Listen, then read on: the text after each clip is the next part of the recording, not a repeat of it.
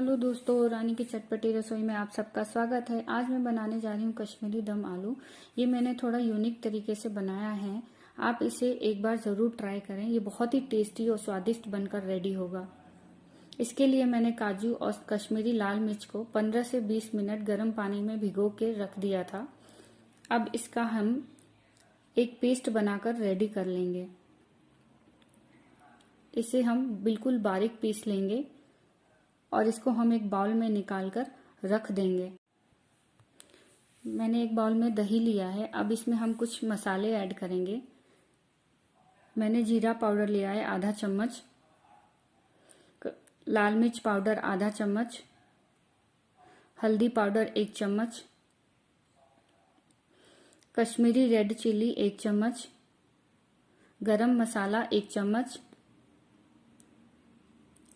Kitchen king मसाला 2 चम्मच इसमें डालेंगे और जिंजर गार्लिक पेस्ट 1 चम्मच।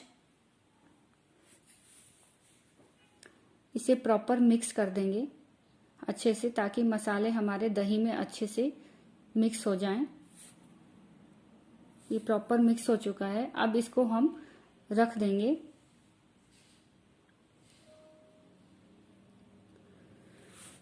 मैंने छोटे आलू को 1 से 2 सीटी में उबाला है। इसे ज़्यादा नहीं उबालना। और इसे टूथपिक से चारों तरफ छेद कर लिया है। ये देखिए, हमने इसी तरीके से बाकी सारे भी रेडी करने हैं। अब इसको हम फ्राई करेंगे। इसे हमें तब तक फ्राई करने हैं जब तक इसका कलर गोल्डन ब्राउन ना हो जाए। ये देखिए, इसका कलर प्रॉपर चेंज हो रहा है, लेकिन हमें और थोड़ा सा इसे फ्राई करना है। ये बहुत ही अच्छे से पकेंगे। ये देखिए, प्रॉपर इसका कलर चेंज हो गया है और ये गोल्डन ब्राउन हो गए हैं। अब इसे हम निकाल लेंगे और इसमें हम कश्मीरी लाल मिर्च और थोड़ा सा चाट मसाला इसे छिड़क कर और मिक्स कर देंगे और इसमें रख देंगे। उसके बाद हमने 2 चम्मच तेल में 1 चम्मच जीरा डाला है, 1 इलायची काली इलायची डाली है, 2 लौंग डाला है, 1 तेज पत्ता और थोड़ा सा हींग। उसके बाद एक कटा हुआ प्याज डालेंगे और इसको प्रॉपर मिक्स करेंगे और इसे तब तक फ्राई करना है जब तक ये प्रॉपर पक ना जाए। इसका कलर भी चेंज हो गया है, यानी ये अच्छे से पक चुके हैं। अब इसमें हम दही का पेस्ट डालेंगे जो हमने रेडी करके रखा था। ध्यान रहे, जब भी हम दही डालेंगे तो गैस का फ्लेम लो होना चाहिए या फिर बंद होना चाहिए गैस, नहीं तो दही हमारी फट सकती है। इसे कंटिन्यूसली अब हिलाते रहेंगे। ये देखिए, दही में प्रॉपर तेल बाहर आ चुका है, यानी ये अच्छे से पक चुका है।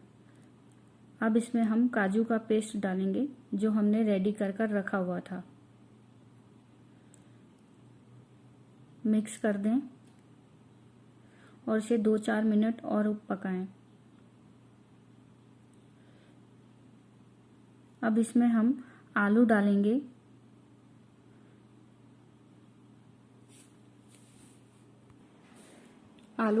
और इसे प्रॉपर मिक्स करेंगे और इसे 2-4 मिनट और उबालेंगे।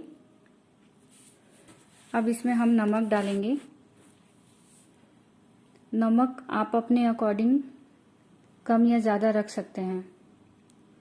देखिए कितनी थिक ग्रेवी बनी है और कितना बढ़िया ये बनकर रेडी हो गया है। आपको मेरी ये रेसिपी पसंद आती है तो आप इसे सब्सक्राइब, शेयर और लाइक करना ना भूलें प्लीज़।